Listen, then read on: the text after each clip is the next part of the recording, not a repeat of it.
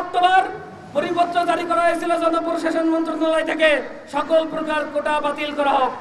আমাদের মাননীয় প্রধানমন্ত্রী তিনি সংসদে ঘোষণা করেছিলেন সকল কোটা বাতিল। কি আজব ব্যাপার!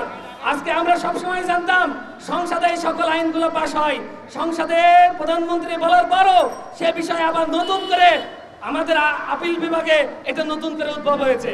কেন হয়েছে? এখানে নতুন করে আবার নতুন ষড়যন্ত্র করা হচ্ছে। আমরা এই ষড়যন্ত্র চাই না, আমরা চাই যৌক্তিকভাবে কোটা সংস্কার করা হোক।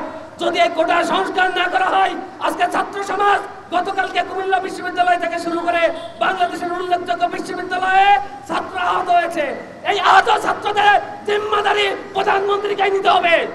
যদি বাংলাদেশের একটা ছাত্র, একটা যুব সমাজের কারোর গায়ে গুলি লাগে, কেউ আহত হয়, এর জিম্মাদারি প্রধানমন্ত্রীকে নিতে হবে। যদি প্রধানমন্ত্রীর দায়ভার না নেয়, তো সরকার ব্যবস্থাপনা অতি দ্রুত ঘুরিয়ে যাবে ইনশাআল্লাহ। সংগ্রামী ভাইরা আমার, বিশ্বের অনেক দেশে কোটা আছে, ভারত থেকে শুরু করে ইউরোপ আমেরিকা সব জায়গায় কোটা আছে, কিন্তু এইরকম কোটার বৈষম্য কোথাও নাই। কি আজব!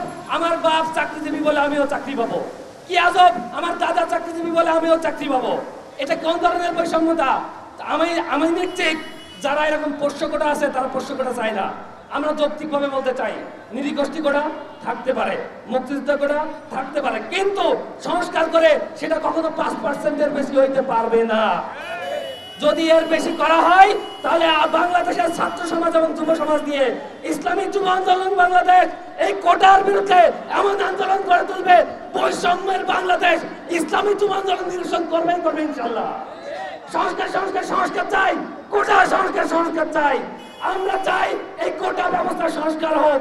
এই কোটা ব্যবস্থা সংস্কার না হলে ইসলামী যুব আন্দোলন মাঠে থেকে কোটা ব্যবস্থা সংস্কার করবে ইনশাআল্লাহ। দোয়া চাই, দোয়া করি বাংলার যুব সমাজকে নিয়ে এদেশের কোটা সংস্কার আন্দোলনে ইসলামী যুব আন্দোলনের পাশে থাকবেন আপনারা। নাসরুম মিনাল্লাহি ওয়া ফাতহুন।